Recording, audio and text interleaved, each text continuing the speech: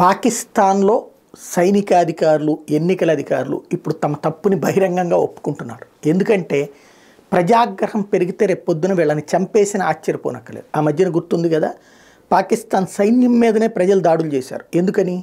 ఇమ్రాన్ ఖాన్ని దెబ్బతీయడానికి, ఇమ్రాన్ ఖాన్ని జైల్లో పెట్టడానికి దిక్కుమాలిన కేసులన్నీ పెట్టారన్నటువంటి కోపంతో ఆ రోజున జరిగింది. ఎంతమంది ప్రాణాలు తీసినా తెగబడ్డారే కానీ ఆగలేదు.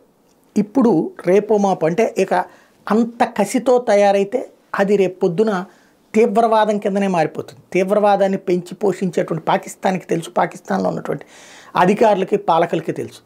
అందుకనే ఇప్పుడు ఎన్నికల సందర్భంగా అవకతవకలకు పాల్పడి కొన్ని వీడియోస్ కూడా రిలీజ్ అయినాయి కదా, సైన్యం ఎట్లా రిగ్గింగ్ చేసింది, ఇట్లాంటివన్నీ కూడా ఇప్పుడు అవి ఎవరికి వాళ్ళు ఒప్పుకుని పోస్టులు పెడుతున్నారు.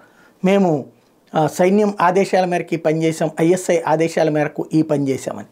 దీంతో ఎన్నికలు మళ్ళీ మొదటి నుంచి పెట్టాలని ఇమ్రాన్ ఖాన్ వర్గం, అవసరం లేదంటున్నది నవాజ్ షరీఫ్ వర్గం, భుట్టో వర్గం. వాళ్ళిద్దరూ కలిసి ప్రభుత్వం ఏర్పాటు చేయడానికి రెడీ అవుతున్నారు. కానీ ఇది జరిగితే పాకిస్తాన్లో సివిల్ వార్ వచ్చినా ఆశ్చర్యపోనక్కర్లేదు. రేపు పొద్దున కనుక భారత్లో నరేంద్ర మోడీ వస్తే ఇదే కారణం మీదన పాకిస్తాన్లో సివిల్ వార్ వస్తుంది.